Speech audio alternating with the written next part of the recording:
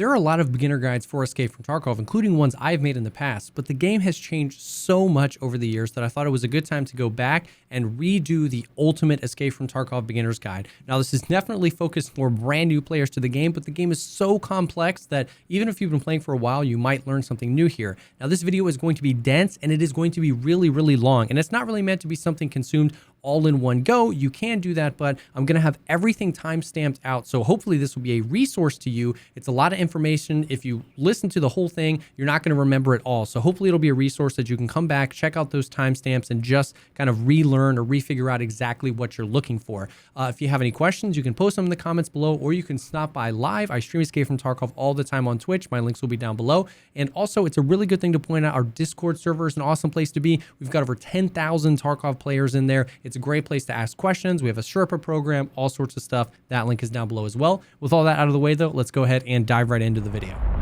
So a few quick things to run through before we get to the actual game. Number one, the game is in beta. A lot of people have feelings about calling it a beta after it's been in development for so many years, but at the end of the day, they call it a beta. It's still in beta.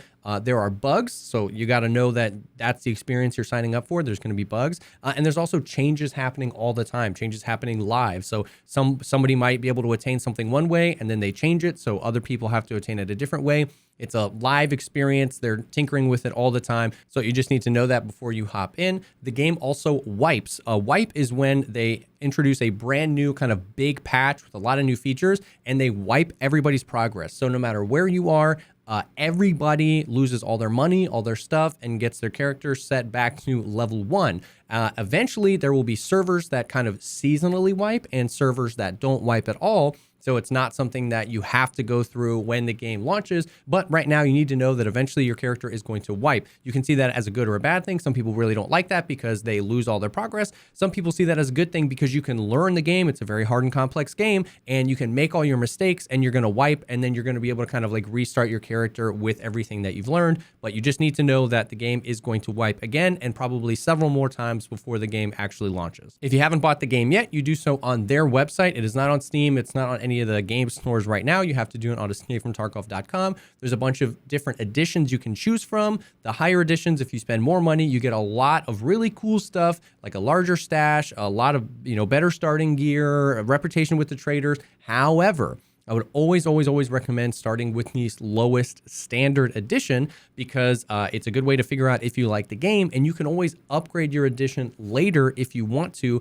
and you're just paying the difference, and you get to keep all your stuff and all your progress, and your just like stash will magically be bigger and stuff like that. So it doesn't reset your character. So I always recommend starting with the standard edition because you got to figure out if you like the game before you start spending more money on it. But you do that all on their website. When you launch the game for the first time, you're going to agree to a bunch of stuff. You're going to pick your language, and the first thing you're presented with is you have to choose between USEC and Bear. Now, these are the two main factions of PMCs in Escape from Tarkov. The USEC are going to be like the Western forces that speak English, and the Bear are going to be the Russian forces. Right now, the only functional difference is going to be the clothing that you wear, the fact that you speak Russian or English, and that's basically it. Eventually, they have alluded to the fact that there'll be much better like proficiencies at like Russian weapons, like the Bears will be much better with AKs, and the USECs will be much better with like M4s and stuff like that, and that there will be specific skills to each faction. Right now and for the foreseeable future with the wipes, the only difference is the language they speak when you kind of like taunt in game and the clothing options that you have available for you. They did introduce recently with the new Lighthouse location a faction of AI that is much more hostile to Bears, and we know that there's going to be factions of AI that come in future maps that are much more hostile towards USECs. So even that is something that like right now it's a little bit easier if you're a USEC if you're playing Lighthouse, but with some of the coming maps it's going to be just as detrimental to USECs. So at the end of the day, it's not a huge deal. I just like picking USEC so I can taunt in English. So those are a few things that you need to know before you kind of like hop into the game. Now, the flow of this video is we're going to go through all of the out of the raid mechanics about your PMC and the hideout and all that kind of stuff. And then we'll go through what you need to know about being in a raid. So we start with the character section right here.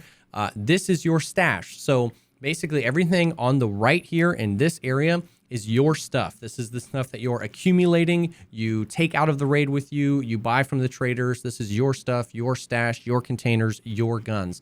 Everything to the right of this line right here is not at risk at all. This is just your stuff that you're accumulating over time. All your money is up here. Everything to the left of this line is what's on your character, and everything you have on you is subject to be lost in raid when you die. There are a few exceptions to that rule. One is your pouch, aka your secure container. If you have the standard edition, you have a smaller one, it's 2x2, and your whatever your melee weapon is and whatever your armband is. Those things will carry over. You will not need to purchase these things every time you die. That's why the secure container is such a big part of the game, because anything inside your secure container you will keep with you. So if you find something really expensive or something that you really want, you can plop it into your secure container and you will keep that. Now, there are limitations on the secure container. You cannot put weapons in the secure container. You can't put armor in the secure container. And there's a few other things that you can't put in there as well. But most of it is there's a lot of utility in bringing things into a raid in your secure container, like keys or cases or meds or something like that. But there are some limitations on what you can put in. And additionally, once later on when we talk about the find and raid mechanic, we'll come back to the secure container. But it's important to know that everything on this left side of the screen is on your character. And if you die, you will lose it. So that is what really creates the experience of Escape from Tarkov, the risk, the super intense PvP, the super intense PvE, the acquiring of gear and wealth and money and stuff. And that's kind of really what it's all about. Now, we're going to come back to this later and talk about all the different stuff and the health and armor and stuff like that. But first, we're going to go through kind of all these tabs up top. To the left here, the overall tab, this is where you see kind of your overall stats. You can see your survival rate, how many raids you've done, all sorts of cool information about like how many players you've killed, what your longest shot was, how many hours you have in the game. And stuff like that. Eventually, you'll be able to see your scav and stuff like that. But it's just kind of cool how much experience you have. You can change your clothes here if you've purchased additional clothes. But that's the overall screen, really. Going to gear will take us back to the stash, and going to health kind of brings up the health system. Now I'm going to switch the camera over here so we can see all of this information. So the health system in Escape from Tarkov is pretty complicated, and you need to understand it so that you know how to live as long as possible in your raids. So you have 440 total HP. There's nothing you can do to really like increase that with skills or anything. We'll talk about armor and stuff like that later. But that 440 HP is broken up into each of your individual limbs, your arms, your legs, your head, your torso, and your stomach. You can see here how much HP each limb has. If any of your appendages or your stomach go down to 0 HP, you lose that limb. A lot of people say it gets blacked out because on your little character model, it goes to black. There's 0 HP. And you can't heal that up. If you get shot and you're down to like 30 HP, 30 out of 60 in your arm, you can heal it back up to 60, and you can do that an infinite amount of times. But if it gets all the way down to 0, you lose that limb and you can no longer heal it. And each limb, when you lose it, does different things. So if you lose an arm, your aim gets really, really shaky, and it's really, really hard to keep on target or hold your breath. If you lose a leg, you can no longer run. You have to take painkillers in order to run, so you're just like limping along. If you lose your stomach, your energy and your hydration deplete really, really quickly, which provide all sorts of problems later. If you lose a limb all the way down to 0 HP, either your arms, your stomach, or your legs, and you continue to get shot, all of that damage, all the damage that bullet would normally do, gets spread out amongst all of the limbs you have left. So if you only have your like leg broken and gone and you get shot, it's going to spread it out to everything else. If you can get into a really bad situation where like 2 of your arms are gone and 1 of your legs are gone and you're getting shot, all of that damage is just going to the remaining limbs. So taking damage on a blacked out limb can be really, really devastating. So once again, getting out of there, getting to cover, fixing that up is going to be the priority. Now your head and your thorax, if either of those go down to 0, you are dead. You just immediately die. So these are the 2 most important zones on your body. Now there are certain cases where you can catch a bleed and bleed down to 0 and you won't be dead. You can have a 0'd out head or a 0'd out thorax. But even at that point, which is very rare to happen in the game, if you take any damage at all to either one of those body parts, you're instantly dead. So it's basically a death sentence most of the time, and that happens very rarely. So the important thing to know is thorax and head, if they get down to 0, you are dead. The rest of these things, you're still alive if they get down to 0, but there is some significant impact to your character when that happens. Now, before we get into like the meds and what they do, there's also different effects that can happen to you. You can fracture a limb. So basically your arm or leg is broken without it actually going down to 0 HP. And basically the same things happen where if you have a fractured leg, you can still heal your leg up, but until you take care of that fracture, you cannot run. Same thing with your arm. If you break your arm, if you have a fracture, you can heal your arm up. You haven't lost it, but you can't, that your aim is still really shaky until you fix that fracture. You can get bleeds, and there's 2 different types of bleeds. There's a light bleed or a heavy bleed. It's pretty obvious. The heavy bleed, you're just bleeding. You're losing more HP over time as opposed to a light bleed. And then you can actually catch multiple bleeds. So there are times where you can have 2 heavy bleeds and 2 light bleeds. And that is a very bad situation to be in because you're losing HP really, really rapidly. When you get bleeds, you're losing HP from all of your limbs at the same time, not just a specific limb. So if you get shot and you have a few bleeds and one of your limbs is closer to 0 than the other ones, even if that's not where the bleed is, you can either die or you can lose that limb because you're losing HP from all your limbs at the same time. There are other things you can get to, like a tremor, contusion. You can be stunned. If you get shot in the head, you get kind of blurry vision. There's all sorts of different effects that can happen to your PMC. I'll link a wiki page down below where you can read more about those. Also, there's dehydration and exhaustion. If you run out of hydration in a raid, you become dehydrated and you start to lose HP from all your limbs slowly. And you move slower and it's harder to regain your stamina. If you lose all of your energy, energy is basically the same thing, but much worse. You basically can't regain any stamina. It takes forever to regain stamina, which means you can't really move. You're losing health at an even faster rate. And you start to get blurry vision and all sorts of stuff like that. So eating and drinking obviously are the ways that you would counteract that. If you eat something that you found in raid food, then you gain energy. If you drink something, you gain hydration. There are some foods or drinks that do a little bit of both. If you don't eat or drink when you need to, then they can be really, really detrimental to your PMC. Currently, your blood pressure, the temperature, the radioactive, or the radiation, none of those things are actually in the game right now, so you don't need to worry about any of these things. They might come later. We haven't really heard anything about these in a while. So we'll switch the camera back over here, and now we're going to talk about the medication and the medication system in Tarkov. This is complicated. I'm going to try and do it as quick as possible, but give you the information that you need. Basically, all of the different meds can address one or multiple of those effects that we talked about that your character can have. Basic meds can address one thing. HP resource is healing. This 100 out of 100, this means that this can heal you 100 total HP, not necessarily all at the same time. If your arm, let's say, is hurt and you're 30 out of 60 and you use this AI2 to heal, that means this will have 70 HP left to use of it, and your arm will be back to 60 HP. There are a lot of different things. Basically, every single effect that we talked about has something that can heal it. So anything with HP resource can heal you. If you get a fracture, if you break a limb, but it hasn't blacked out yet, you need a splint. You can get something that is a single-use splint. You can get something that you can heal 5 splints with. If you get a bleed, you need a bandage. This bandage is really cheap, and all it does is heal a light bleed, and then it's consumed. This, all it does is heal a light bleed, but you can heal 2 light bleeds. If you get a heavy bleed, you need a tourniquet. And once again, it says all this stuff in the description. So if you get confused, just double click on something. It'll tell you what it does. The hemostatic applicator can heal 3 heavy bleeds. So this is cheap and very, very useful. If you need painkillers, you can do something like this. That's just a painkiller. It has 4 uses. You can also use the stims we'll talk about in a second. So each thing has an associated health item. But what happens is a lot of them end up overlapping. So if we look at something like an IFAK or Salua, these things can do more than one thing at a time.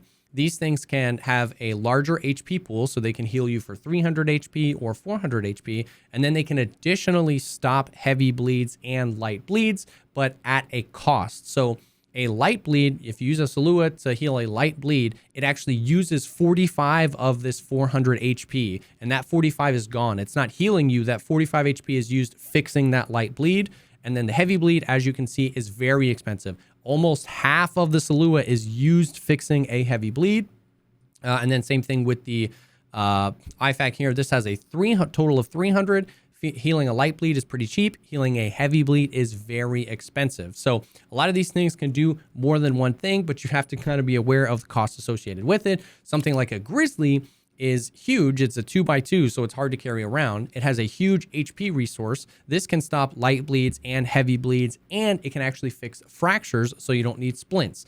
So if you ever come across a medical item, double click on it and see what are the things that it can do, and you can kind of like figure out what you need, what you want. Most of the time, the default setup for a character is to have some sort of HP resource like a slew or an IFAC, something like a hemostatic applicator or some tourniquets, because fixing heavy bleeds is very costly, and just using these are very cheap and they fix heavy bleeds really quickly.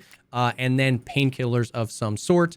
The Salua or whatever people use normally takes care of all the light bleeds, but you need something most of the time to take care of your heavy bleeds, or you're going to burn through your meds really, really quickly. Now let's take a second to talk about painkillers. So if you have a broken leg, or if you have a fractured leg, you cannot run, you cannot move. You need painkillers in order to sprint, in order to walk normally. There's a bunch of different types of painkillers out there.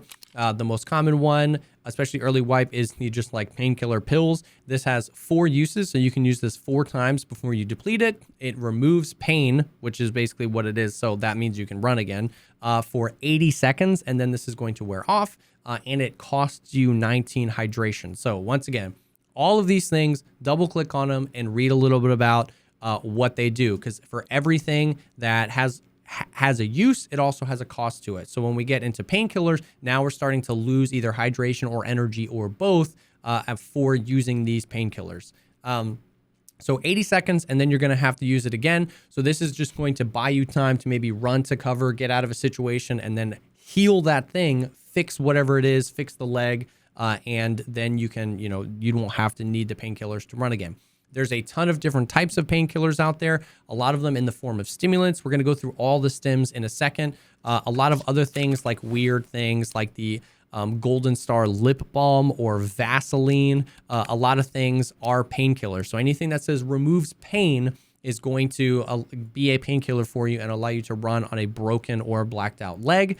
They all have different use times. All medical items have different use times. Check that, because that's another thing that factors in, because certain medical items take forever to use, but just be aware of that. These things, however, the reason I'm pointing out these like ibuprofen, Golden Star, Vaseline, is because they are much longer lasting. So 300 seconds, 350 seconds. These painkillers last a lot longer. A lot of people use these to what's called pre-pop. Before you get into a fight, you take this painkiller so that if you get shot in the leg, you don't have to worry about it. You can just keep running. That is cool, but you have to make sure that you're looking at your hydration and your energy, because like we said, these things, each time you use them, are going to take hydration and take energy. So you can absolutely kind of get wrecked by taking too many painkillers in a raid. The other really important thing to know about the med system is the CMS kit and the Survive12. What these do is they fix blacked out or lost limbs. So if a arm goes all the way down to 0 and you lose it, you can use a CMS kit or a Survive12 to basically perform surgery on yourself and get that limb back. So the Survive 12 kit has 15 uses and it takes 20 seconds to bring back a limb. The CMS kit has 5 uses and it takes 16 seconds to bring back a limb. The other thing to know about this that the game doesn't tell you is that the Survive 12 will bring back the limb and give you more HP, and the CMS will bring back a limb and give you less. Now, to explain that, your arm has a health pool of 60 HP. If this gets down to 0, I lose the arm. If I use a CMS kit, I gain the ability, the arm will only have 1 HP, but then I gain the ability to heal that arm back up to full HP. But after bringing that arm back, the maximum HP will be something like 37. If I used a Survive 12, the maximum HP will be something like 45 or 50. If I lose this arm again, I can use a CMS kit or a Survive 12 on it again, and the maximum HP of it will be lower and lower and lower. So if you lose a limb like 4 times in a raid, you can actually get into a point where the amount of HP your arm has is like 7. It has 7 HP, which means basically if it gets shot by anything, it's going to get blacked out again. So these are very important to know about. These are very helpful because, like we said, if you get shot in the leg and then you can't run, you take a painkiller, you get to cover, use this to fix the leg, heal the leg up. Now you don't need painkillers anymore. The other thing is the stims. Now, the stimulants are all really quick 2-second they injectors that you can just like pop, and they give you all sorts of different things. Take some time. It's not worth going through and really diving deep and wasting time in the video doing every single one of these things. But they can do all sorts of crazy things. We'll talk about a few of them. Morphine is like a painkiller that lasts 300 seconds. It only takes 2 seconds to use. It's really quick, and that's really simple. Something like the adrenaline,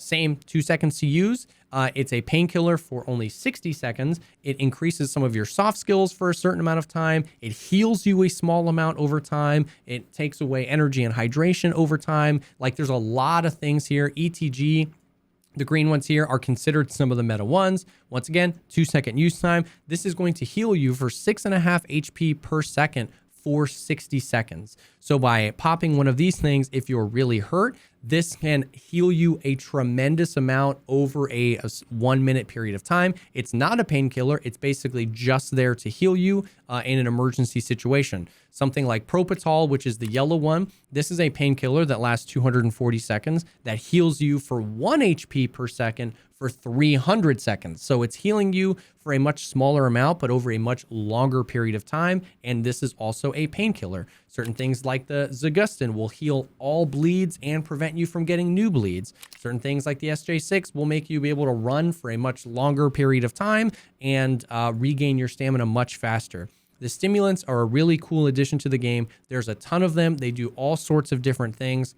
It's definitely worth like checking them out. If you find any of them, double click on them and figure out kind of like what it does, what it's used for. They're pretty expensive. You can sell them for a decent amount to therapists as well. The ones to be aware of are the morphine. You can find these very common and they're very useful. Propital is considered one of the best painkillers in the game because it's a painkiller and it heals you as well. And then the other one I would say, if you find, definitely want to save, is the mule. The mule, basically what this allows you to do is carry a tremendous amount more weight in raid and still be able to run. Now you're going to start taking damage over a long period of time, but the mule helps you if you've got a bunch of loot and you want to get it out. So if you find one of these, throw that in the secure container because they're really nice.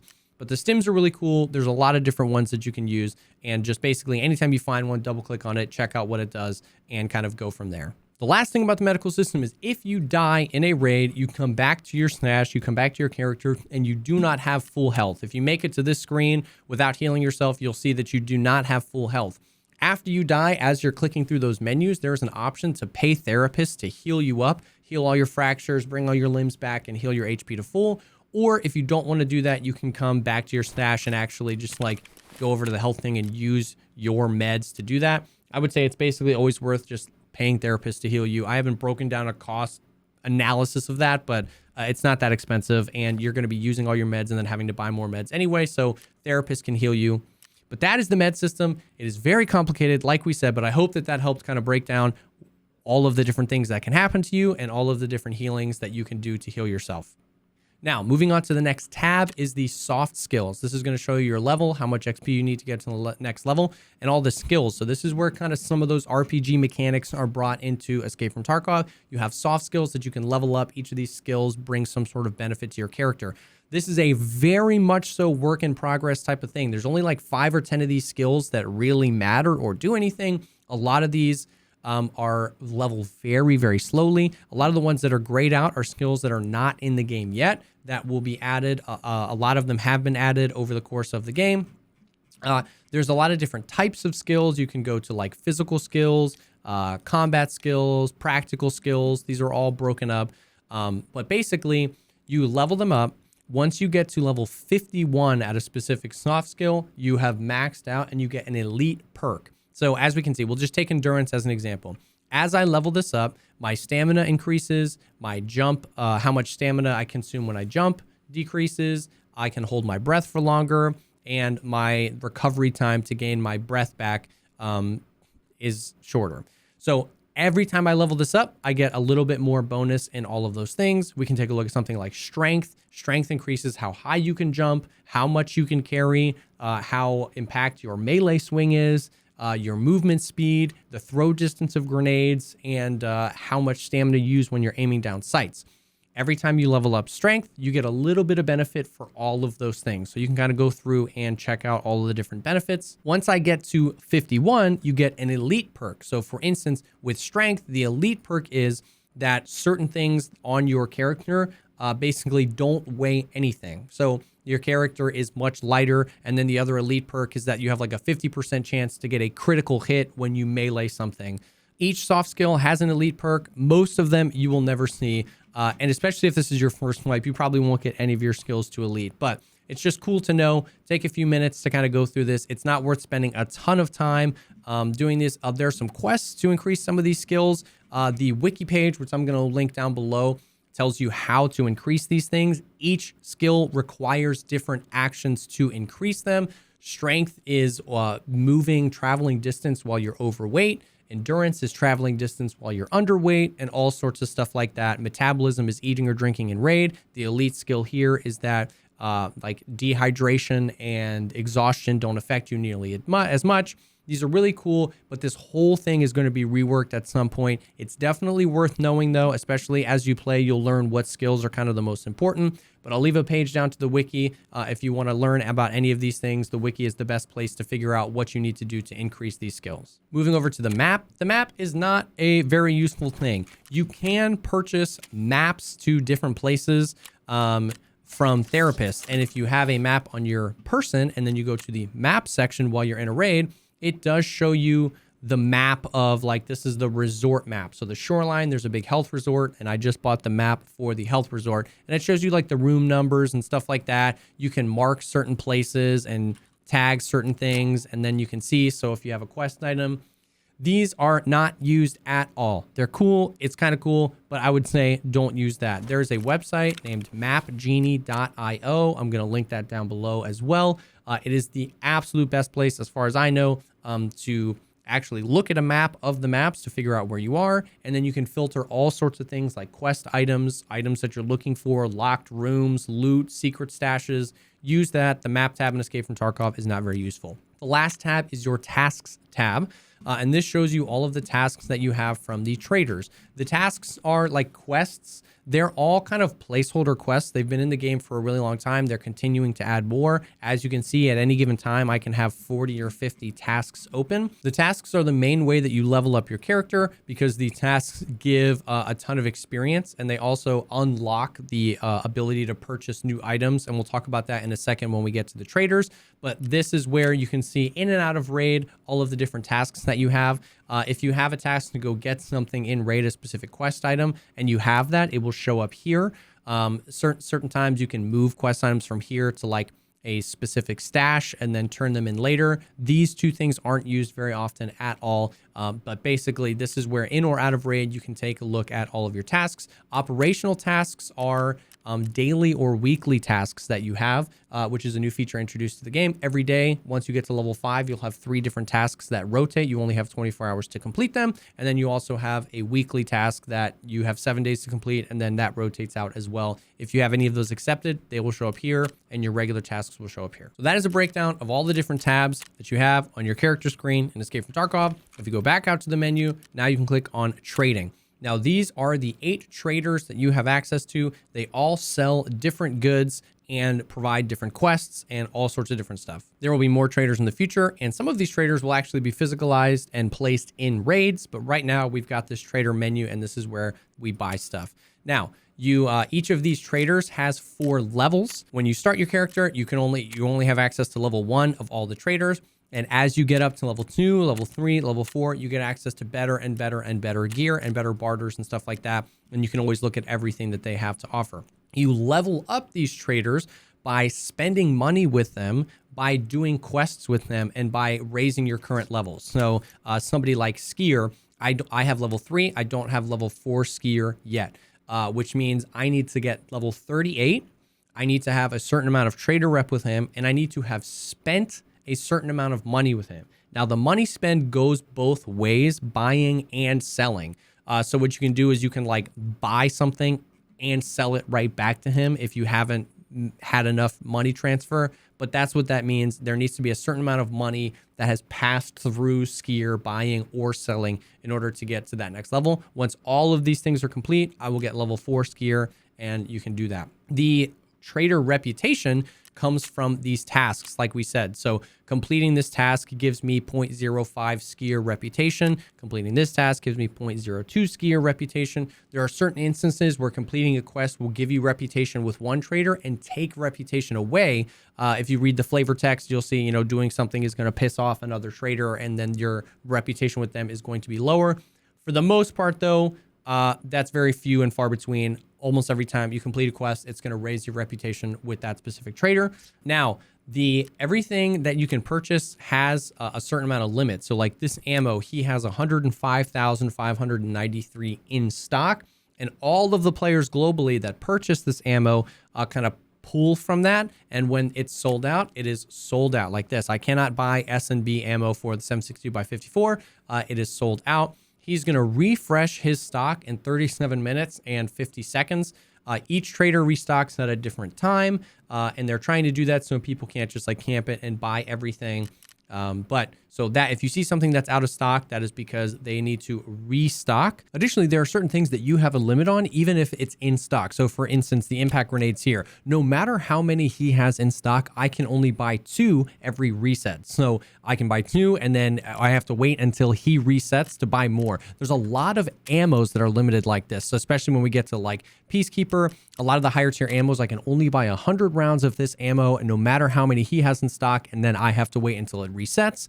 And that's just kind of how it is. You'll see that with a lot of different ammos and a lot of guns and armor. They're trying to limit how many things that we can get per reset. So even if it's in stock, that's why you won't be able to buy some certain times. You can purchase things for money. You can also barter for things. There's a lot of things that you can find in raid that you can then barter for anything, ammo, guns, armor, everything like that.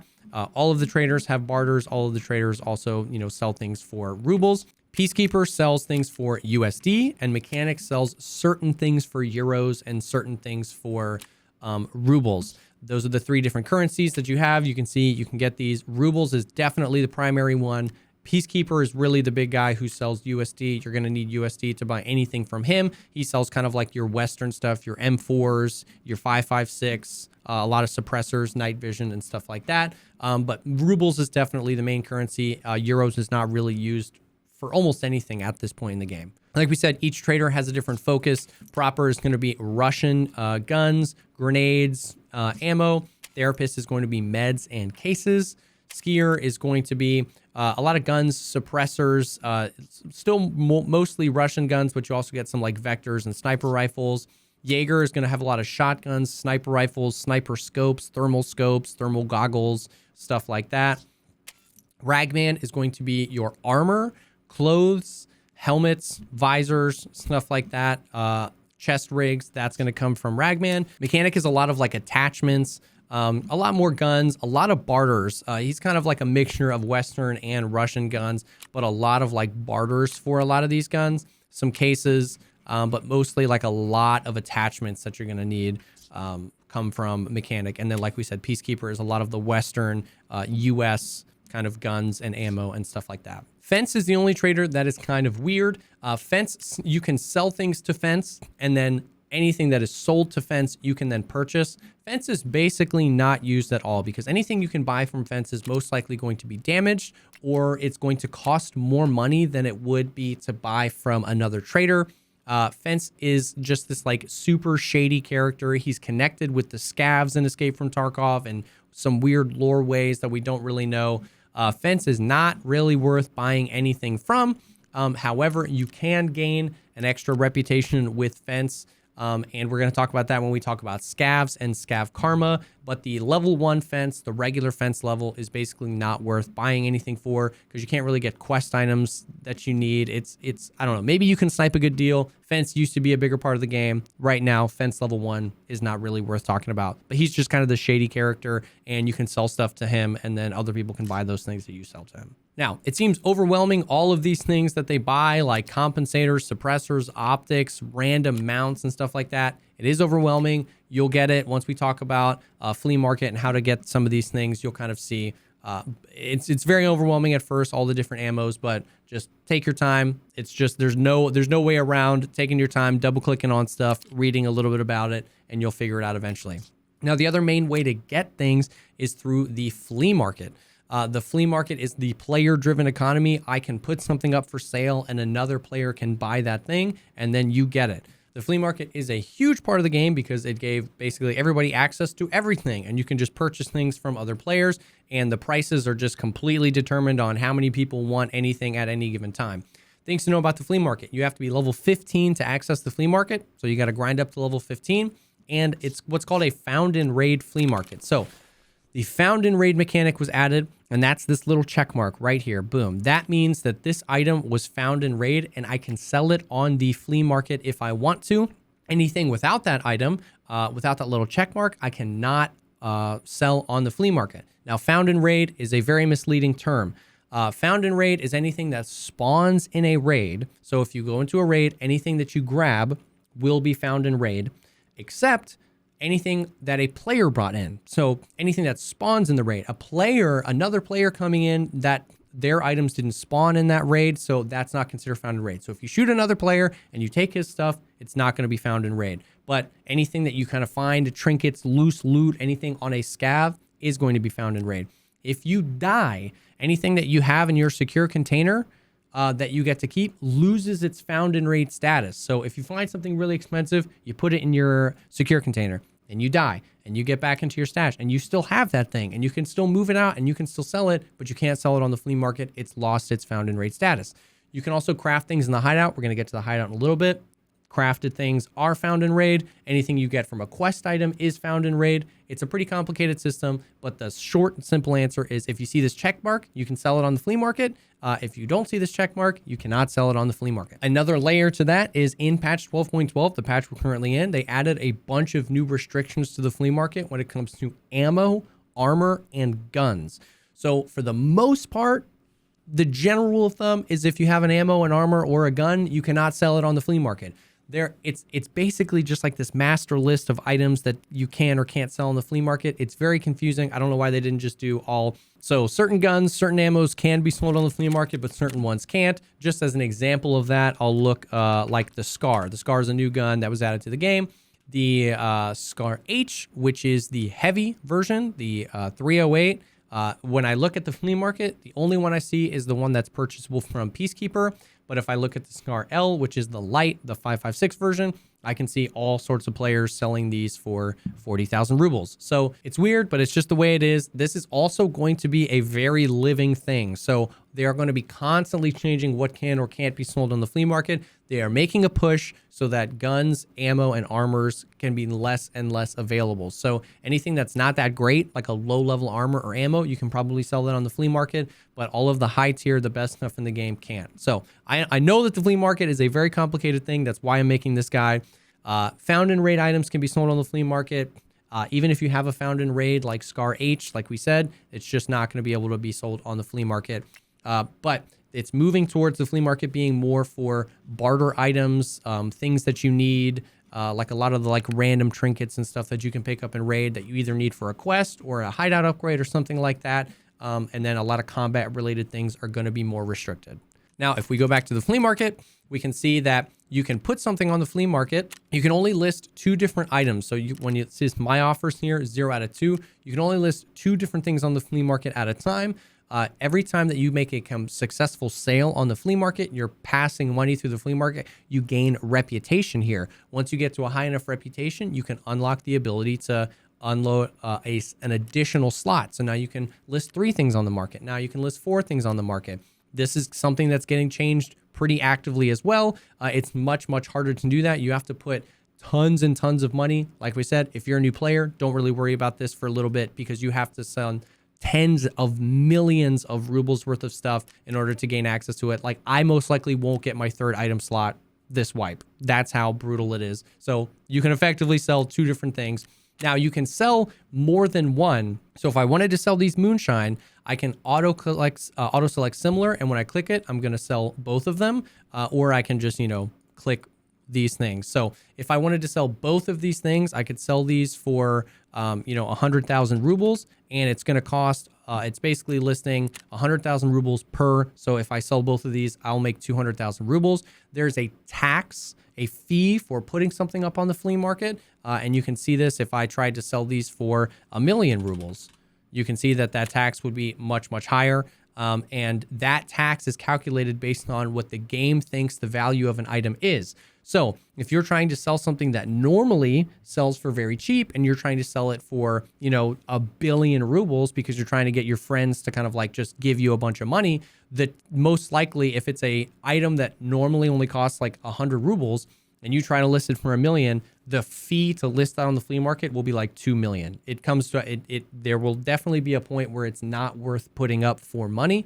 So you need to be very aware of that. Anything you list on the flea market, you need to be aware of what the fee is. If you want to get an idea for what something is worth, you can always right click on something and do filter by item. And that is going to show you all of the items from cheapest to most expensive, what something is. So now I can kind of get what the value of a moonshine is. So if I wanted to put this up, okay, people are buying this for about 200,000 rubles.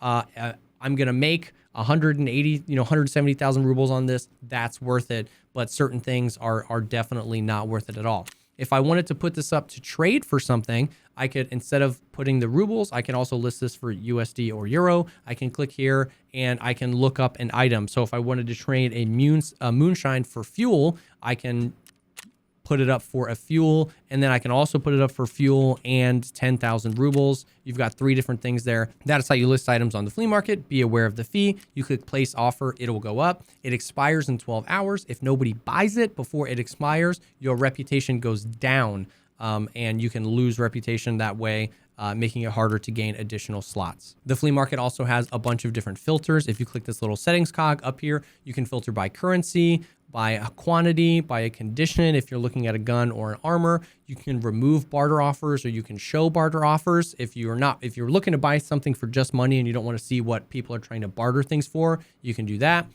You can show items that are expiring, all sorts of different stuff. Display offers from only traders or only players or anybody, because a lot of times something you're looking for, you might not realize that one of the traders sells it. So you're like, oh, I'll just buy it from there. It's cheaper, or it might be cheaper to buy from a player.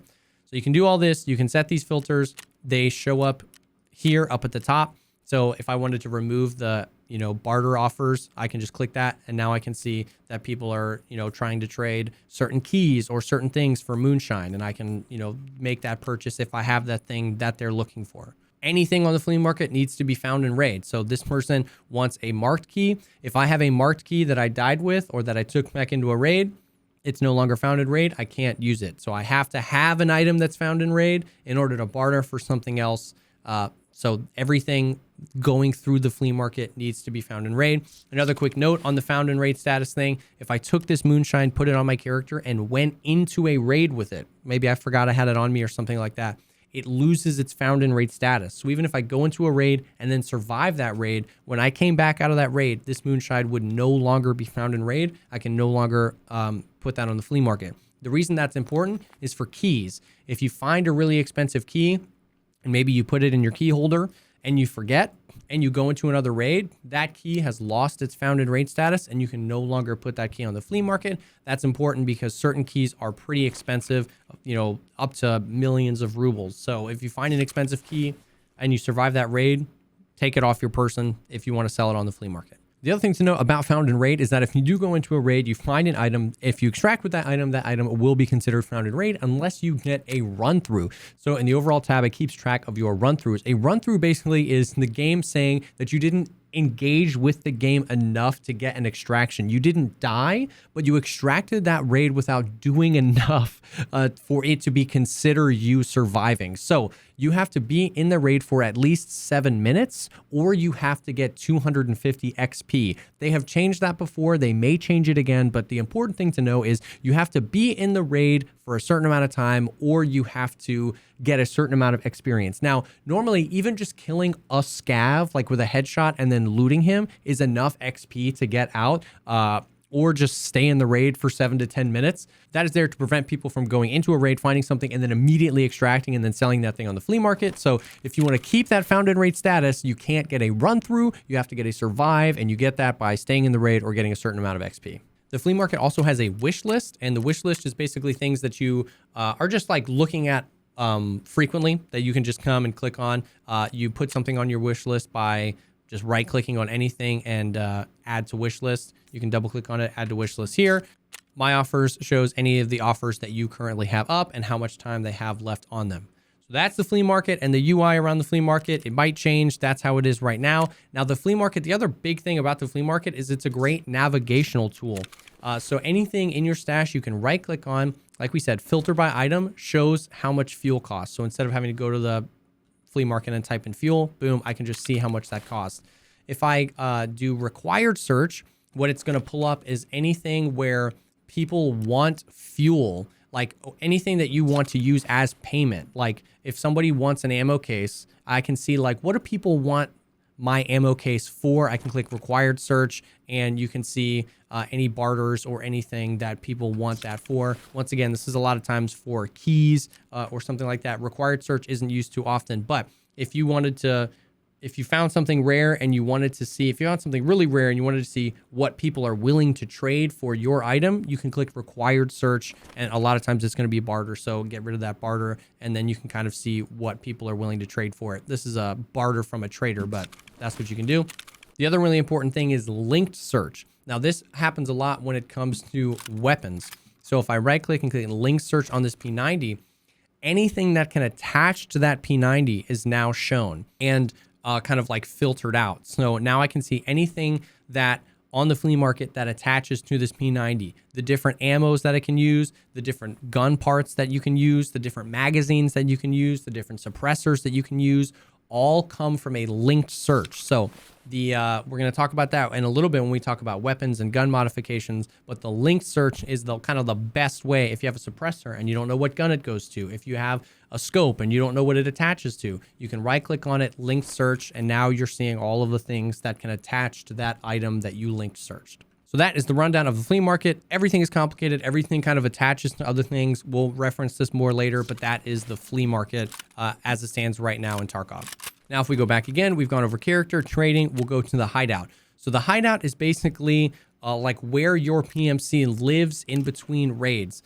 You start out, this hideout is dingy, it's nothing, and all of these modules you can upgrade, and all of these modules provide different benefits to your PMC. There are plenty of guides on the hideout. We don't want to go through every single one of these things because that just is going to take way too much time. But suffice it to say, it is a huge money sink that eventually is a huge passive income stream. So leveling up your hideout is very expensive. Like we said, there's all sorts of modules. Most of the modules have 3 different levels. Each of the different levels cost different things. So just kind of to show you, I can craft things at the Intel Center. My Intel Center is level 2. If I wanted to get to level 3, I have to have all of these things. There are certain level requirements sometimes, and then I can upgrade this to level 3, and it would take a certain amount of time to upgrade.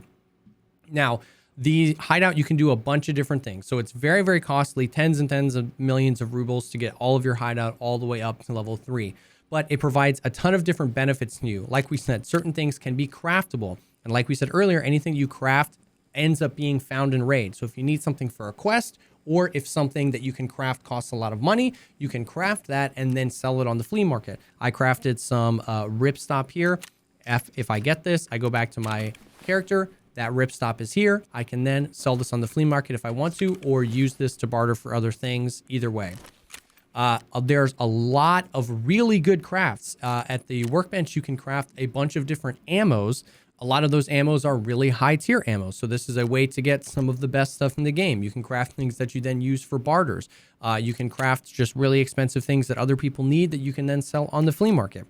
In addition to crafting, there's like a passive income stream in the form of a Bitcoin farm. Once you get your Bitcoin farm, you literally load it up with graphics cards. The more graphics cards you have in, the faster you mine a Bitcoin. When you get the Bitcoin, you can sell the Bitcoin for normally anywhere between 300,000 and 400,000 rubles to therapists, or you can also use them to barter. It's kind of funny, but like this is a very legitimate passive income stream. Once you get the Bitcoin farm up and running and filled with GPUs, over the course of a wipe, you can make tens of millions of rubles from the Bitcoin farm. Certain things in the hideout also provide benefits to your PMC other than just like the ability to craft or money. So the Intel Center right now at level 2 means my Scav cooldown timer is lower, which we'll talk about in a minute.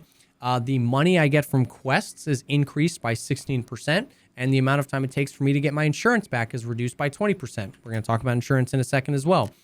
There are also certain things that allow you to level skills faster. Once I get to the point where I upgrade the library, my practical skills, those soft skills we talked about earlier, level 30% quicker. The library also provides 15% additional XP from all of everything you do in raid, which is going to give you a ton of extra XP over the course of a wipe.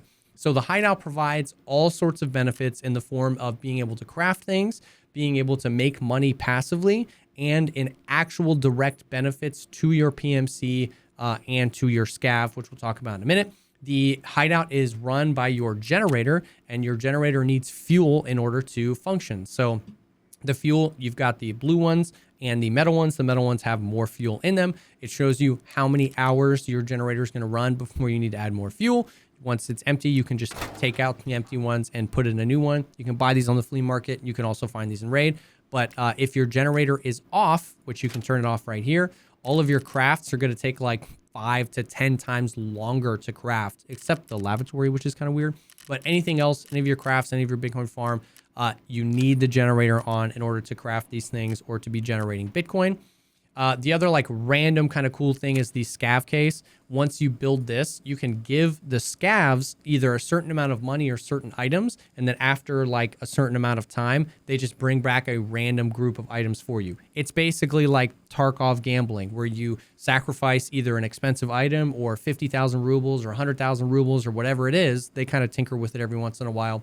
And sometimes you can get really expensive keys, you can get really expensive items, you can get items you need for your quest. Sometimes they come back with a few bullets and that's it, and you lose your money. It's kind of a cool mini game, and a lot of people get a lot of really cool stuff from the Scav case. But that's the Hideout. A huge money sink at the beginning, but it is definitely worth it. It's a great way to make passive money eventually, and there's just a lot of benefits to your character. Right now, because there's a holiday event going on, there's a Christmas tree where you can craft certain things. This will not be around most of the time, so kind of ignore the Christmas tree. But that is the Hideout, the quick rundown. There are a lot of guides to deep dive into the Hideout if you want to take a look at those. All right, so we've talked about the character, we've talked about the trader in the flea market, we've talked about the Hideout. Before you go into a raid, there's still a lot you need to know about your gear, how it works, and how your PMC handles it. So first we can start with guns. Escape from Tarkov has the most in-depth weapon customization system of all time. We saw in the traders all the different things, every single thing.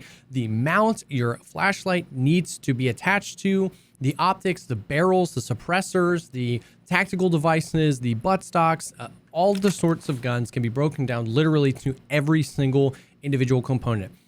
This is going to take a long time to understand. You don't have to worry about it too much at the beginning, because in your first few raids, you're going to be using a lot of like stock guns with iron sights and stuff like that. But it can be confusing when you're trying to put optics or something like that.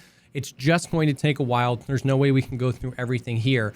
There's a few things to know that make things easier though. If you have an item that's compatible with a gun and you double click on it, it has this little compatible with available. So this means if I found this suppressor in raid, if there's any guns in my stash that this suppressor is ready to be attached to, when I hover over compatible with, it's going to show me that. Oh, so this suppressor is compatible with my P90. Boom, I can put that on there. This AK handguard, if I hover over this, these are all of the different guns that this handguard will attach to. So that's one way to help. Another way to help is if you right click on something and click modding, the modding screen here is going to show you all, everything that can get attached to everything.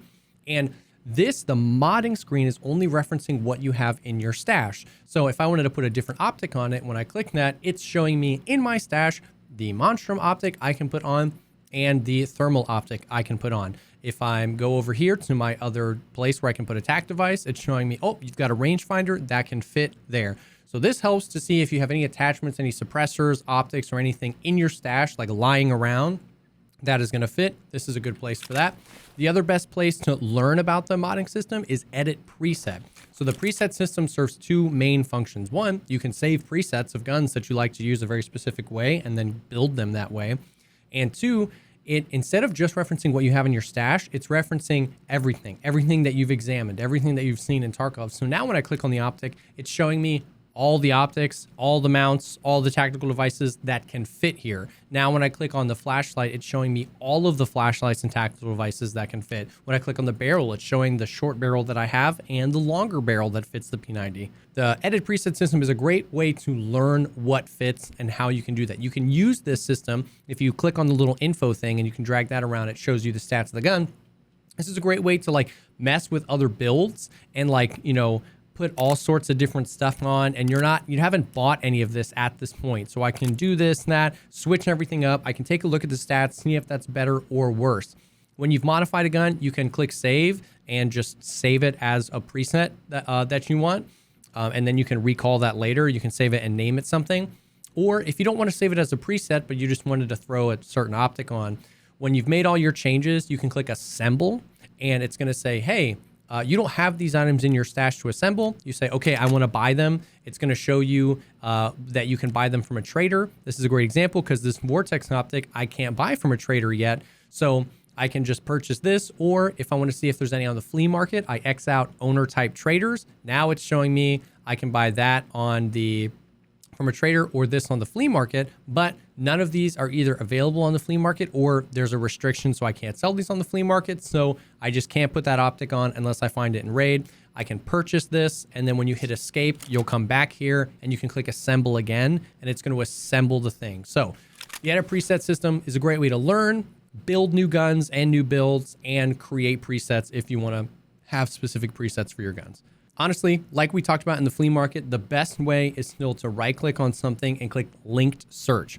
Linked search is showing me everything that fits on this P90. All the different ammo that fits, all the different barrels, receivers, all the different magazines, stocks, chassis, all this stuff. You can kind of expand all this out and learn a lot about what attaches to your gun, what muzzle devices, and then what suppressors, and you can kind of just like keep going with a lot of this stuff. If I click on this PP19 and click link search, and then I can come down and see some of these muzzle devices, the adapters. It's like, okay, well, what does this adapter do? Now I linked search this. What's on the other end of this adapter? Well, you can put all sorts of these things on that adapter. You can put these suppressors on that adapter. You can kind of just like keep going in waves and waves and waves and waves and waves and learn about the gun modding system. Now, any gun in the game, if you double click on it, it's going to show you all of the different stats. This can be pretty overwhelming as well. We'll go through them really quickly. Weapon mastery, the more you use the gun, the better you can master it. This isn't really utilized too much. Ergonomics, this is affecting how quickly you aim down sights and how much stamina you're burning while you're aiming down sights. You've got accuracy, sighting range, vertical recoil, horizontal recoil. These are really important ones, pretty self-explanatory. How much the gun is going to go up or side to side when shooting. You want these numbers as low as possible. All sorts of attachments are going to affect these numbers. This is kind of a live thing. So if I take the suppressor off, it's going to increase vertical recoil by 5, and you can see all that kind of stuff. Put the suppressor back on. Muzzle velocity, how fast it's going to shoot. It shows you if it's single burst full auto, the caliber, the fire rate, the effective distance. It shows you all of the modifications that you have on. You can move these around if you want the flashlight in a different spot. Double clicking something is kind of shows you all of the different stats. You want to get these stats as good as you can. You want ergo up, you want recoil down. Effectively, those are the most important things. It also shows you how heavy it is. The weight system will come into play in a little bit. Also, it shows you some of these other things like the ability to do the required search, the link search, and stuff like that from here. And it also shows you the durability. The durability is important. So this is 99.7. Every gun starts at 100. If you buy a brand new gun or find one in raid, except for guns on scavs, we'll talk about that in a little bit. As you use a gun, the durability goes down, and then you can repair it. So I think this MCX, okay, so 94 out of 100. If I right click, if I click repair, you can repair it. You can repair it with proper skier or mechanic. It basically costs more money for skier and even more for mechanic, but they do a better job at repairing. Boom, I want to repair with mechanic. 3,500 rubles. Now this is at 99.3 as opposed to wherever it was. You want to repair your guns because the guns can now malfunction. So anything below 93% durability, your gun now has a chance to malfunction. There's a bunch of different malfunctions. It cannot malfunction because the magazine didn't put another bullet in or the bullet didn't eject properly. If you get a malfunction, you have to hit L to inspect the gun and see what the malfunction is, and then Shift T to clear the malfunction. That's a pretty brutal thing to happen in the game in the middle of a firefight, so you don't want it to malfunction. Anything above 93%, it's not going to malfunction. Anything below 93%, it's not going to malfunction frequently. Obviously, the lower you go, the more it'll malfunction, but you have that RNG chance of it being there, of your gun potentially malfunctioning. The only exception to this is going to be overheating. No matter what your durability of your gun is, if you overheat it, you are going to malfunction anyway. All of these things, when you double click on them, every single item in the game is going to have all sorts of stats. And you can see things like heat, the durability burn. So adding a suppressor makes my gun, the durability go down quicker. It also increases the amount of heat that's generated by my gun. It reduces the recoil. It makes my gun quieter. All these kind of things, once again, pretty overwhelming. You'll learn as you go, but your gun can overheat if you're firing it at full auto too quickly and you're just dumping rounds. Basically, as the gun overheats, you start to lose durability much quicker, and the maximum durability much quicker, and then eventually you will just malfunction no matter what. So keep the durability of your guns as high as possible. Every time you repair it, like this shows 99.7 out of 100, you can never get your gun back to 100. Every time you repair it, the maximum durability goes down a little bit. If your gun is overheated, your maximum durability goes down really quickly. So it's just something to be aware of. Right click, repair as often as you can to keep your guns in tip-top shape. Other than that though, every single attachment in the game, every single thing is going to have some sort of stats on it, ergonomics, recoil, if it cools the gun, if it heats the gun, if it increases or decreases any number of things. Just double click on stuff. Look at it. It's an overwhelming amount of things. You don't need to worry about it too much. This is when you really get into the nitty gritty, but it's pretty self-explanatory. You can learn as you go just by double clicking stuff in the game. So now we'll talk about armor. So armor protects you in Escape from Tarkov, obviously. Now, when you double click on an armor, it's going to show you a lot of stuff. Once again, pretty self-explanatory. The armor class, and then there's all sorts of statistics on like the negative effects. It actually changes your movement speed, your turning speed, your ergonomics. That actually does affect how quickly you can move and turn. So it's almost like your mouse sensitivity has changed. So definitely something to be aware of for the heavier armors. It's going to show you what area of your body that it's protecting. This is just the thorax. So going back to the health, it is only protecting my thorax. This armor right here, it is not protecting my stomach or my arms. Certain armors protect a little bit of everything, like this Gen 4. It protects my stomach, my thorax, and my arms. When something protects your arm, it protects it all the way down to your fingertips. So even though it's only going to cover my shoulders, this is protecting my arm in that area. But that means if my arm is getting shot, my armor is getting damaged. Whereas if I have something like this and my arm gets shot, I can always fix up my arm and my armor is still protected. So something like this, kind of like in the real world, where something that protects your vital organs, your thorax, your head, that's what's vital. Everything else can kind of be fixed. You can kind of decide, which one you like to use. But armors can be repaired and they have a durability just like guns. So the more you repair it, the lower that max durability is. With armors, it's much more significant in the sense of the more you repair something, the less effective it is. And that is really important to know. I don't want to get all the way down into the nitty gritty. I have done a video that I will link below explaining armor durability. It is very complicated. It is affected by the material it is made out of, ultra high molecular weight polyethylene. There are other things that are made out of other stuff like armored steel or all sorts of other things in the game. It's affected by that. It's affected by what it was shot by, all sorts of different stuff, who you repair it through. But the lower the durability, the less effective it is. So once it gets down to like somewhere in the 50 to 75% of what it originally was, probably sell it and get a new armor. Now, there's different classes of armors, starting with 1 and going up to 6. That's a class 4. There's something like the hex grid or the slick plates that are class 6. 6 is the highest. You can get armor really early on, like P.A.C.As and stuff like that are level 2. Early in the game, 2, 3, and 4 are going to be the most common, and in the late game, you'll start to see more 5s and 6s. Class 6 armors are going to be much harder to come by this wipe, but just know the durability is important. Check out what it protects and what the armor class is. And that kind of gives you a general understanding. Now, there's armored rigs like we see here, this TV-110 and the one that I have on, and there's just armor. So you need a tactical rig in order to carry your gear, your meds, your magazines, and stuff like that. There are certain armors that sit right there in your body armor, and then you can put on a rig and keep your magazines and stuff in here. And then there are certain armored rigs where you just put this on, and it is a rig that also has armor plates in it.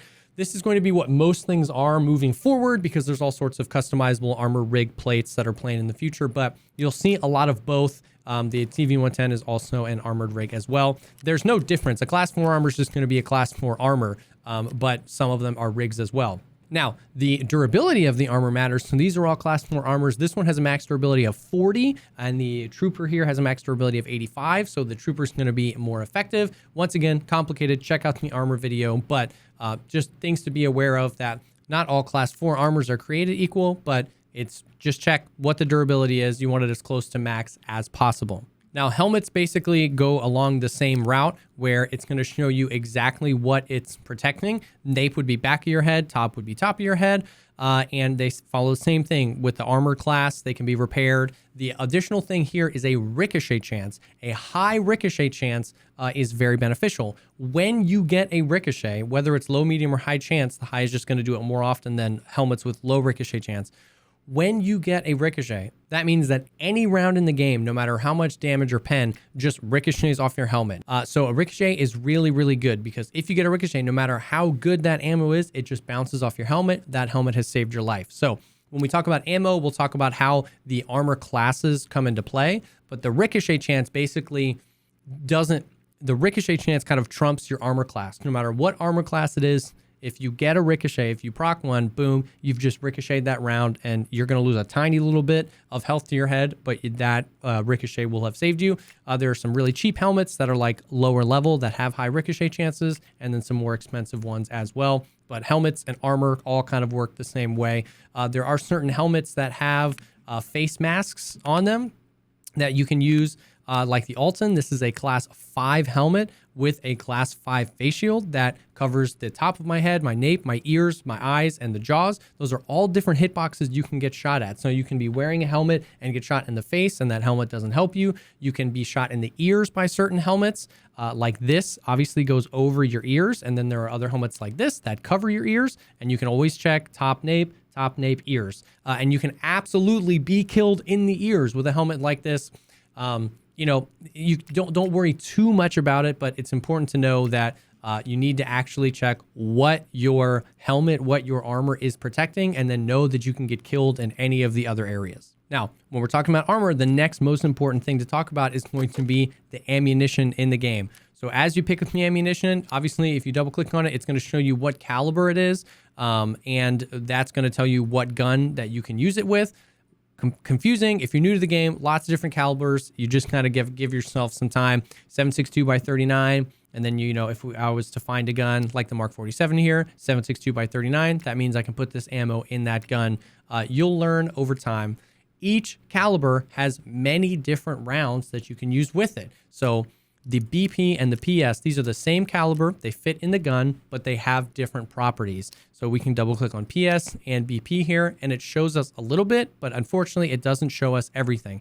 So it shows us the durability burn, the chance it has to cause a malfunction, how much heat is going to generate in the gun, the misfire chance, the bullet velocity. All this stuff is kind of cool. Velocity is good to know. If you're sniping, you want a bullet that has a faster velocity. But this doesn't give us, the game doesn't give us the most important information here, which is how much damage this bullet actually does. And for that, unfortunately, we need another tool, and the Escape from Tarkov wiki is a great place for this. So I'll have a link to the wiki down in the description below. You can use the wiki for everything. Quest items, you can use the wiki to look up just about anything in the game. But when we're talking about ammo here, those same things that we saw, the BP and the PS rounds, we can see a lot more stuff, a lot more properties to the round. And the most important things here are going to be damage and penetration power. So the damage is how much flesh damage is going to be done. Like we said, the arm has 60 health. If you get shot in the arm with BP, it's only going to have 2 HP left. If you get shot in the arm with PS, it's going to have 3 HP left. So this is very important, because this is going to show you how quick you can kill an enemy, especially because the thorax and the head are the two places where if you shoot them, they die. However, if they have armor on, you need to know if that round is a good enough round to penetrate that armor, and that's where that penetration value comes in. We're going to come back and talk about this once we get into the game. Armor damage is another thing, how effective it is at destroying armor, not just if it's going to pen. If it has an accuracy buff or nerf, if it has a recoil buff or nerf, the chance it has to fragment. A fragmented round is basically like a critical hit, and it's going to do additional damage. The ricochet chance of that round, the percent chance is going to give a bleed or not, the speed, and all sorts of stuff like this. It's confusing. It's a lot. Once again, overwhelming. The two things, the most important things are damage and pen. And we'll go back to the game and kind of talk about this. So I would also highly recommend you download the app called Battle Buddy, which was made by a content creator named Veritas. It's an app on your phone that shows you all of this information, and it's really iOS and Android. It's a really useful tool. I'm still constantly referencing it to figure out the damage and pen of certain rounds. Anyways, when we're talking about if a round is going to penetrate, the general rule of thumb, use the wiki, use Battle Buddy. You can run all sorts of simulations in Battle Buddy to check this stuff out. But the general rule of thumb is if a round has 40 pen, it's going to penetrate class 4 armor pretty decently, anything 40 or above. So if it's class 2 armor, anything with 20 or above penetration is going to pen that armor fairly regularly. Class 3 armor, 30 pen, 4 armor, 40 pen, 5, 50, 6, 60. So that's why the higher tier armors are so coveted, because the ammo that has 50 plus or 60 plus pen is much, much rarer. So you're going to be able to tank more of those shots. Now, like we said, as the durability of the armor decreases, now the percent chance that that round is going to pen increases. So if somebody has a class 6 armor and I have this round here, which has 47 pen, it only takes 3 or 4 shots before I'm basically penetrating that armor every time, because I've destroyed the armor. In general, armor in this game is not there to tank 10, 20, 30 shots. It is there to tank 2 or 3 shots and give you the ability to get to a new place. A lot of people put way too much faith in armor and helmets in Escape from Tarkov, and it's not there to tank a bunch of shots.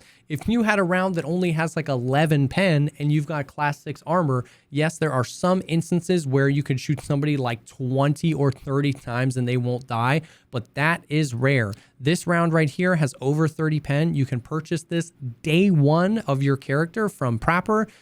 And this will go through the best armor in the game in like 5 or 6, maybe 7 shots. So if you have a 30 round magazine and a full auto gun and you catch a guy off guard, you can absolutely destroy them. This round will go through most helmets and face shields in 1 to 2 rounds. So if you get a good headshot on somebody, no matter how much of a Chad they are, if they have the best of the best, you're going to kill them. So those are really important things to know when you're talking about armor. You want to know what the armor class is, and you want the durability as high as you can be. When you're looking at ammo, you want to know what the damage is and what the pen is, to give you an understanding of, if you're going against somebody with really high tier stuff, what you can do. You can kill just about anybody in this game with just about any ammo. Headshots are devastating. Always aim for the head if possible. It's complicated. You know, you'll learn as you go, but that's what you need to know about ammo and armor in Escape from Tarkov. Now, the way your gear is laid out in this game is also actually really important, and we'll try and go through this really, really quickly. So, you've got your tactical rig, you've got your pockets, and you've got your backpack. Anything you're in your backpack is inaccessible to your player while you're in the game, unless you press tab and go into your inventory, and then you can kind of move this around. So if you have your grenades and all of your magazines in your backpack and you go into a raid and you shoot all of the bullets out of your magazine and you click R to reload, you are not going to reload. It is inaccessible. It has to be either in your pockets or on your tactical rig. There are some like pistols with magazines that you can fit in your pockets, so you don't always need a rig, but in general, you're always going to need some sort of tactical rig. When you're reloading, it is going to reload in order. Most of the time, there are some bugged rigs, but for the most time, right to left, top to bottom. So it's going to reload to this magazine first, then this one, then this one, then this one. Now, the exception to that is it's always going to want to reload to the magazine with the most ammo. So if I have this 24 out of 50 magazine, if I reload, it's going to take this one and put this one. Now, you'll see what happened there was basically an exact simulation of what's going to happen in raid. If I don't have a space to put the magazine that's in my gun, I can't reload my gun. What's going to happen is, instead of putting that magazine in my backpack like it did right now in my stash, what it's going to do is I'm going to drop that magazine. So if you're in a raid and you don't have a place in your stash to put that magazine that you're taking out of your gun, he will actually drop it on the floor. You will be able to go back and pick it up, but he will drop it on the floor and then reload your gun. So you need to make sure that you've got your magazines laid out. He's always going to choose the one with the most ammo in it. But you need to keep whatever your magazine, if it's 2 cells, you need to keep 2 cells open. If it's 1, you need to keep 1. Some magazines like drum mags are 4 cells. You need to make sure that your tactical rig has a space to put the magazine so you don't drop it. You also need to make sure you manage your ammunition well. Like this magazine has 24 rounds out of 50. If I shot all the rounds in all of my other magazines, I would end up reloading back to this with only 24 rounds in it. It's not going to go back to 50. So what you can often find yourself is after a few fights, all of your mags have some ammo in them, but none of them are full. You need to bring extra ammo. A lot of people bring it in their secure container here.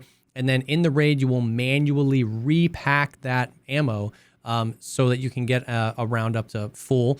Certain mags go slower or quicker. The P90 mags go very slow. When you're out of a raid, preparing for a raid, this load ammo function here is really, really nice. You can just come down here. It's going to show you all the ammo that you have that's compatible with that gun. And I can just load it up, top it off, and then I'll be good to go. Server's a little laggy right now, but you can top them off and you'll be good to go. So you need to make sure you're bringing extra ammo. You need to make sure you're bringing enough magazines, and you need to make sure that your magazines are laid out so when you reload, you don't lose them. Now, there's other equipment that you need to take mind of where it's placed as well, like your meds. Once again, if your meds are in your backpack, you cannot use them. They need to be either in your pockets or on your tactical rig. You can bind them to whatever number you want by either dragging them down here, or if you just hover over something and then press the number 6. I like keeping my hemostats on 6. Boom, you can do that. Grenades are always you're going to use the grenade now kind of randomly. So if you've got a few different types of grenades, I've got, a flashbang here and a frag grenade. If I'm in the raid and I just press G, I'm going to pull a random grenade out, and then you need to either press left click or right click, overhand, right click, underhand throws it. If you want to pull out a very specific grenade, you need to either only have 1 in your pockets or rig, or you can bind this as well to any one of those numbers, but you can bind it to 7, and then pressing 7 pulls out that specific grenade. So all this stuff, magazines, meds, grenades, you need to be aware of where they're placed in your pockets and in your tactical rig to make sure that you're getting the most out of them. The other thing you need to be aware of before you hop into a raid is your weight. Now I'm going to move my camera over there so you can see the weight down here. Now there's 3 thresholds of weight. There's green, yellow, and red. Any weight that you are where you're in the green, you're underweight. You're going to be leveling endurance, not strength, and you're basically just normal. That's your normal status. When you cross over to yellow, which is at a different point for each player because that's based on your strength level. It obviously starts the same for every player, but as you level up your strength, you can carry more without crossing over into the yellow. When you're in your yellow, you're overweight. Now you're going to be leveling your strength skill. And when you're overweight, it's going to be harder for you to gain your stamina back. Your movement speed is going to be a little bit slower. And this scales up. So if you've just crossed over into yellow, you won't notice it that much. As you put on more and more weight, you wouldn't be carrying around ammo boxes full of ammo. But just to show, as you get up into like the higher, you're like 40, 50, 60 kilos, at this point, I'm still in the yellow, but it's going to be very hard for me to move. I'm going to move very, very slowly, and I'm going to be regaining my stamina at a really, really slow rate. Additionally, you start to get to a point where you can't regain stamina while you're walking. You have to stand completely still, which is very annoying while in your raid as well. And then the final threshold is once you cross over into red, you are basically completely immobile. Like you can't sprint at that point. You're going to need to ditch your backpack, get all that weight off you to get your stamina back. When you're in the red, you are borderline immobile. You walk very, very, very slowly. And even just the act of walking is now going to reduce your stamina, and it's going to greatly reduce your stamina. So going back to what we said earlier, those mule stims are nice. If you got a lot of gear you want to get out, you can pop one of those. But be very aware of the weight of your character. A lot of times you can go into a raid overweight. If you want to bring a sniper rifle and a submachine gun or do something like that, you can be overweight. As soon as you start picking up other people's gear, you're going to be overweight. That is something to be aware of as well. And as you get heavier, the inertia mechanics in the game of how kind of like floaty you are when you're peeking corners or moving around are all going to be exaggerated as well. All right, so now that we have all of that ready to rumble, we can kind of talk about going into a raid. We're going to circle back to our scav in a minute here, but when you click escape from Tarkov, you can click your PMC or scav. Let's click PMC. We can go, now we get to pick what map we want to go to. A lot of these are locked. You'll see Streets of Tarkov, Suburbs, and some of these are locked. They're not available yet. But we have Labs, Interchange, Customs, Woods, Factory, Reserve, Lighthouse, and Shoreline. You pick a map that you want to go to, there's going to be 2 times. There's normally a day and night, but they basically they move at the same speed. So sometimes you'll have one at like dawn and one at dusk, but there's 2 different times. You pick the daytime one is what most people go to, and you can go offline. If I click offline at this point, that means that I'm not going to run into any players. I'm not going to run into any AI. I can just hop into a raid and figure things out if I want to. This is an amazing way to learn the maps, to learn the extracts, to learn the spawns. This is great. You can also enable the PvE. So you can turn on the AI in the game. So now scavs and stuff are going to spawn, but this is an offline raid, which means no progression is going to save. If you get a bunch of loot, if you earn a bunch of XP and you extract from that raid, when you get back to your character, all that loot is going to be gone. All that XP is going to be gone. This is purely for practice. There is absolutely no progression happening here. And you can tinker with it. You can turn on the scav bosses. You can turn them off. You can turn the difficulty of the scavs up or down. You can turn the amount of scavs up or down. You can make yourself tagged and cursed, which means all the AI always know where they are and they're chasing you down. And you can even turn on the scav war, which means the scavs are going to fight each other. You can create some pretty cool experiences in offline mode that simulate you hearing gunshots and chasing them down. This is all for practice. You're not going to progress at all. Don't use this as a crutch, but this is an amazing, amazing way to learn the game, to learn the extracts, to learn the maps, and those are some really important things. But we don't want to go offline. We'll click next again, and we'll come here to the insurance section. So just like you can repair with a few different people, you can also insure your gear with a few different people. We can switch the camera back here and see that anything with the shield on it, I've already insured.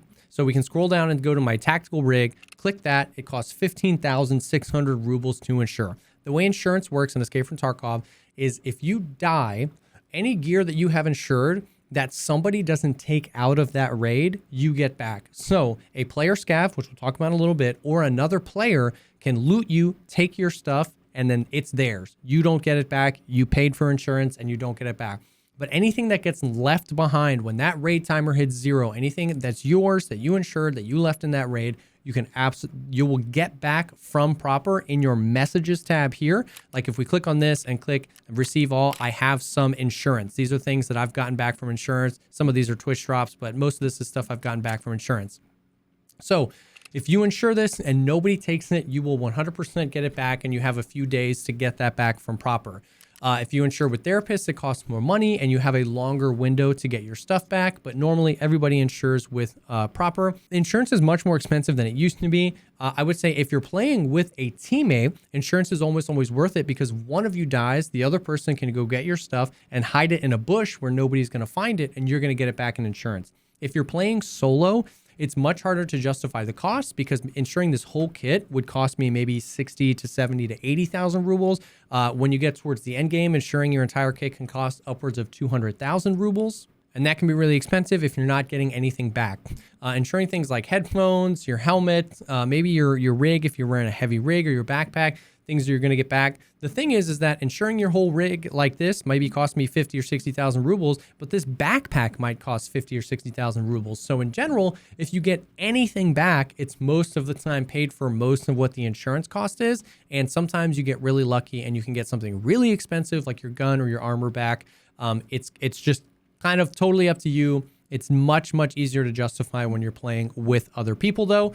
And that's it. You can insure it if you want. You click next. Now you're in the queue. This is where you would invite your friends if you were trying to team up with somebody, and you hit ready and you're ready to go into that raid. Before we hop into the raid though, we need to talk about scavs. So like we said, from the menu, you click Escape from Tarkov, you can click scav. So the scavs are the AI in Escape from Tarkov. They're the locals of this region that have stayed behind and they're fighting for their land and they're scavenging stuff. They're the scavs, they're the AI. Now there's different factions of AI. You can there's scav bosses, there's raiders and rogues, which are XPMCs. There's a bunch of different factions, but the main faction of AI in Escape from Tarkov is just scavs.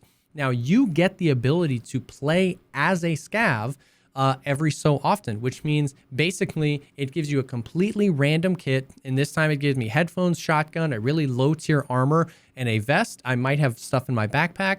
And what I get to do is go into a raid. I can do the same thing. I can click Scav. I can click Customs. I can go into a raid. I can link up with my friends if we want to play Scav together. And I go into a raid, and the raid is basically already half over most of the time.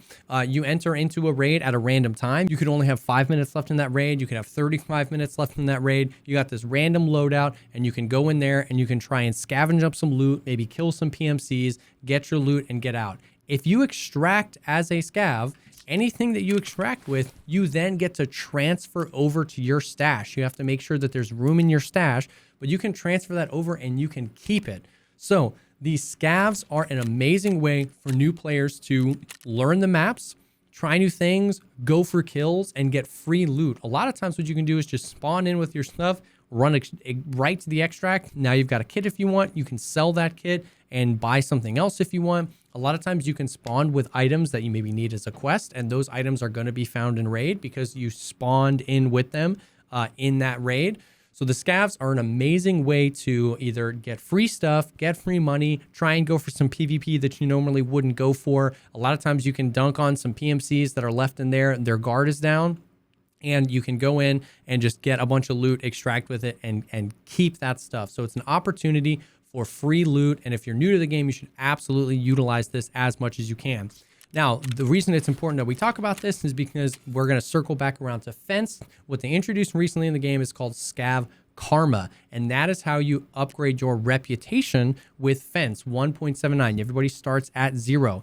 If you're a scav and you piss off or you do bad things to other scavs, you're going to lose that karma. If you kill any of the scav bosses, if you kill any of the scav boss guards, if you kill other scavs, you're going to lose karma. You're going to go into the negatives, and that has all sorts of effects on you. It can actually influence how long before you can scav again. You can scav every 20 minutes to start. So you scav, you extract, you can't go right back into a scav. You have to wait 20 minutes. If you start to get negative fence rep, that can be longer and longer and longer, up to like an hour and a half between your scav runs. You also get to the point where the scavs will automatically aggro on you and kill you. There's all sorts of negative stuff that comes from being negative scav karma, and the complete opposite happens with positive scav karma. Now, to gain scav karma, you can kill betrayer scavs. So if another player scav is in there and they're killing other scavs and you kill them, you're going to get some karma. Killing PMCs gives you karma, and killing PMCs, you get more karma if that PMC has killed a bunch of scavs as well. So you're like avenging all of your fallen scavs. You get positive karma. You can also get positive karma as your PMC by basically facilitating anything with a scav. So there's certain extracts on certain maps that are car extracts where you pay a certain amount and a car will extract you. Those are run by the Scav organization, so that gives you karma. There's extracts on certain maps where you can only take that extract if you have a friendly Scav and PMC together. Because you're like working with the Scavs, you are increasing your Scav karma there. And like we said, the negative scav karma negatively affects you. Positive scav karma positively affects you. It decreases, which means you can scav more frequently. It means you start with better stuff as your scav, better gear.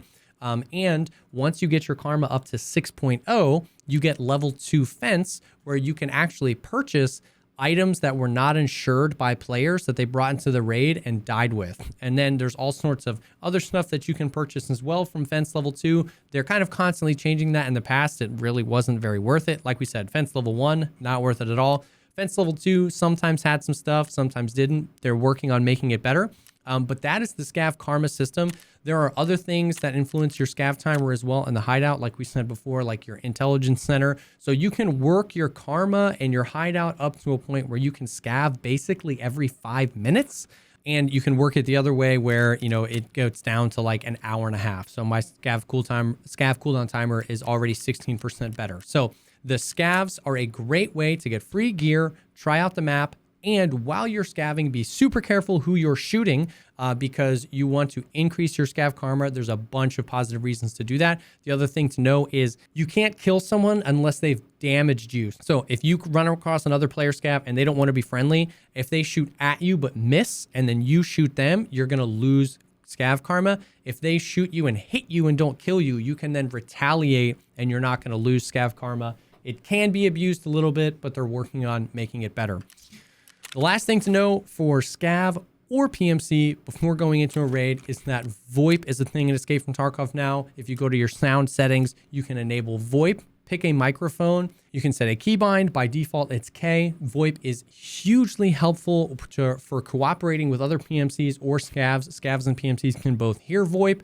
This is a new thing, and it is amazing, and it is very, very helpful if you're new to the game and you're just trying to get a quest on, you're just trying to extract, you're looking for a specific item.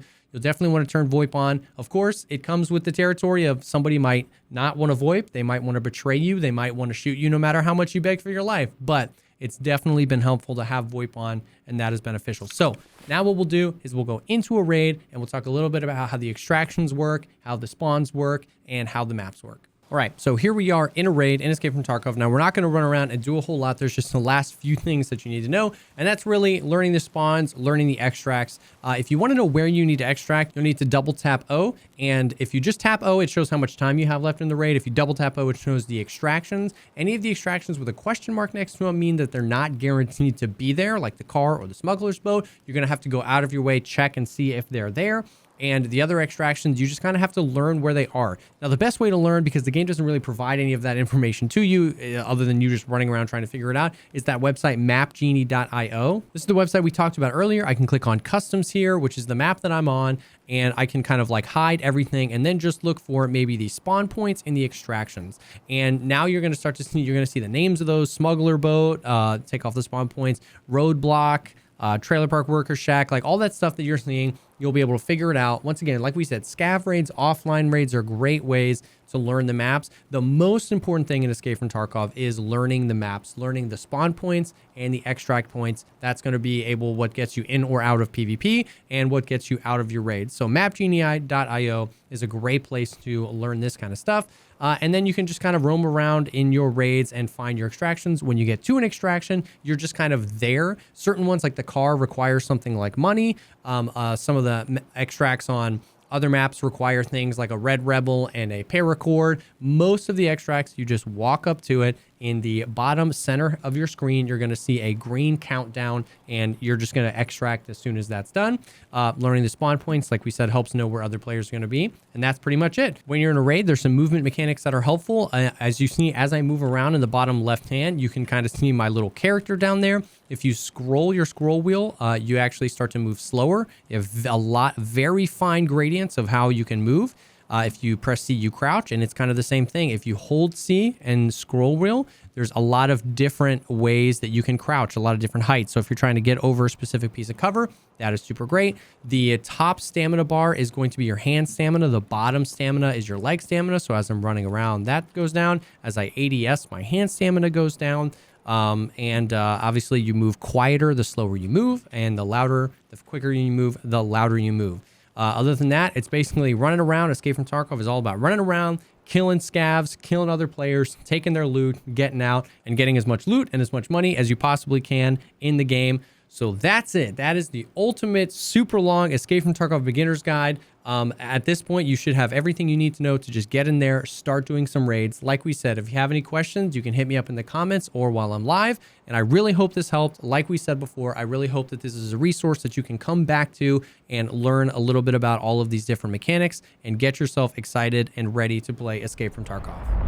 Thank you so much, as always, for taking the time to check out this video. If you liked the video, think about dropping a like, commenting down below, or subscribing to the channel for more content like this. Like we said before, I stream Escape from Tarkov on Twitch. All my links will be down below. I'd love to have you stop by and say hey. If you're looking for people to play Tarkov with, our Discord server is an awesome place to be. That link is down below as well. Thank you again for stopping by, and I will definitely see y'all on the next one.